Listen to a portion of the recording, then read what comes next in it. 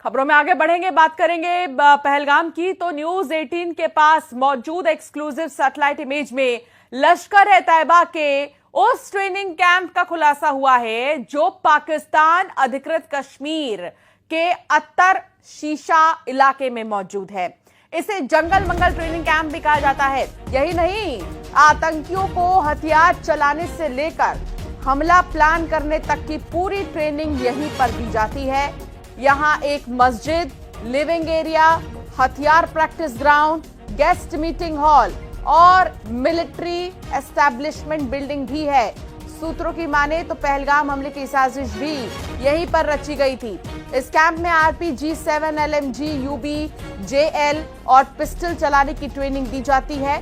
मस्जिद में लश्कर के हार्डकोर कमांडर और कई बार हाफिज सईद भी आता है। पागला बियार नाम की जगह पर ISI और पाकिस्तानी सेना के बड़े ऑफिसर आतंकी मीटिंग्स भी करते हैं।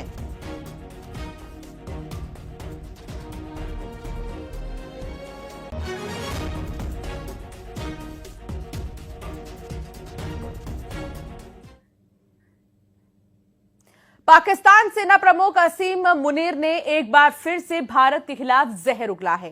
भारत को फिर से गीदड़ भभकी दी है। दरअसल आसिम मुनीर की अध्यक्षता में स्पेशल कॉर्प्स कमांडर कॉन्फ्रेंस की बैठक हुई थी, जिसमें असीम मुनीर ने कहा है कि पाकिस्तान की संप्रभुता और क्षेत्रीय अखंडता पर कोई आंच आई तो ठोस और निर्णायक जवाब मिलेगा। आसिम मुनीर ने साथ ही कहा कि पानी रोका तो 24 करोड़ लोगों की जिंदगी खतरे में पड़ सकती है। पाकिस्तान के आर्मी चीफ ने दावा किया कि भारत पाकिस्तान को अस्थिर करना चाहता है, लेकिन हमारी फौज हर मोर्चे पर तैयार है।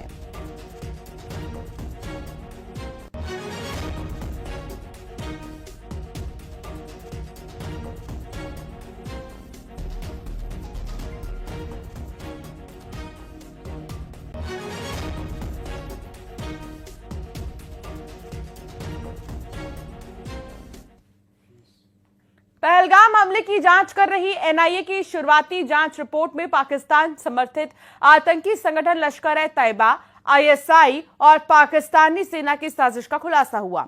रिपोर्ट के मुताबिक यह हमला पाकिस्तान की सुनियोजित साजिश का हिस्सा था।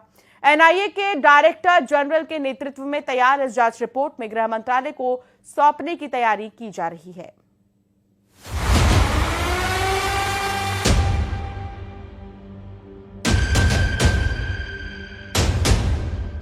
पहलगाम हमले की साजिश सीमा पार रची गई। लश्कर, ISI और पाक फौज ने रची पहलगाम हमले की साजिश। NIA की शुरुआती रिपोर्ट में हुए सनसनीखेज खुलासे। अब कैसे मुंह दिखाएगा पाकिस्तान?